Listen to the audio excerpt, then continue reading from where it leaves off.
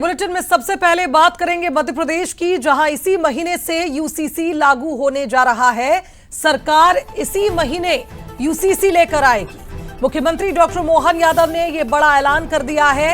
अलग अलग धर्मों के आधार पर कानून क्यों होंगे?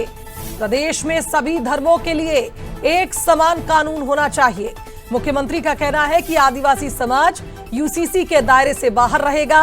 10 लाख से ज्यादा लोगों ने यूसीसी का समर्थन किया है।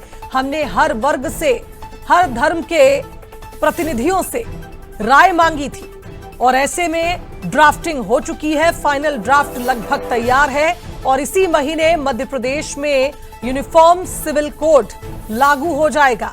मुख्यमंत्री ने दावा किया है कि हम तेजी से इस दिशा में आगे बढ़ रहे हैं और अब प्रदेश में सभी धर्मों के लिए एक समान कानून होगा।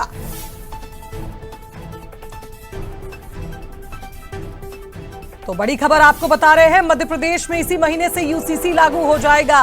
मुख्यमंत्री डॉक्टर मोहन यादव ने एक बड़ा बयान दिया। इसी महीने जब एक देश, एक विधान, एक प्रधान, एक निशान, तो ये अलग अलग धर्मों के आधार पे कानून क्यों होना चाहिए? इसलिए आदिवासी भाई बहनों को अलग करते हुए सभी धर्मों के लिए एक समान कानून संहिता मध्य प्रदेश में लगने वाली है। जोरदार ताली बजा के अभिनंदन करें। सहयोगी सूरज का रुख करेंगे, हमारे साथ इस खबर पर लाइव जुड़ रहे हैं। सूरज, आदिवासी समाज को यूसीसी के दायरे से बाहर कर दिया, यानी विपक्ष जो लगातार बातें कर रहा था उन पर लगाम भी लगा दी गई और यह भी ऐलान कर दिया गया कि प्रदेश में अब सभी के लिए एक समान कानून लागू होगा। देखिए, बिल्कुल यूसीसी को लेकर हम देख रहे हैं पिछले 1 महीने से लगातार जो कमेटी बनाई गई है वो बैठक कर रही है, लोगों से चर्चा कर रही है, सुझाव भी लिए गए। सरकार ने अपने स्तर पर भी तैयारी शुरू की है और मानसून सत्र में यानी 20 जुलाई को जब सत्र होगा 5 दिवसीय, तो उसमें ये प्रस्ताव भी आया जाएगा। मुख्यमंत्री खुद ही घोषणा कर चुके हैं कि आगामी सत्र में एसपी लोगों कानून को लागू कर दिया जाएगा।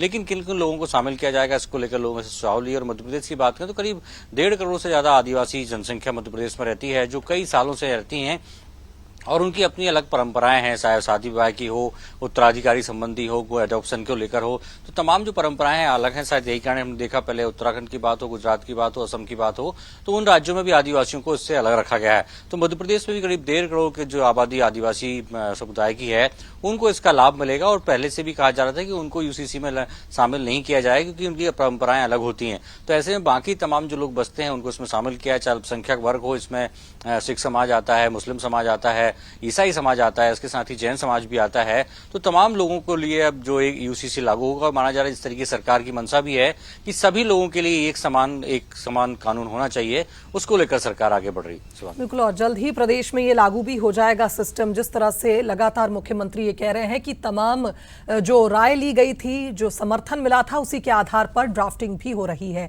बहुत शुक्रिया आपका सूरज, तमाम अपडेट्स के लिए। चलिए आगे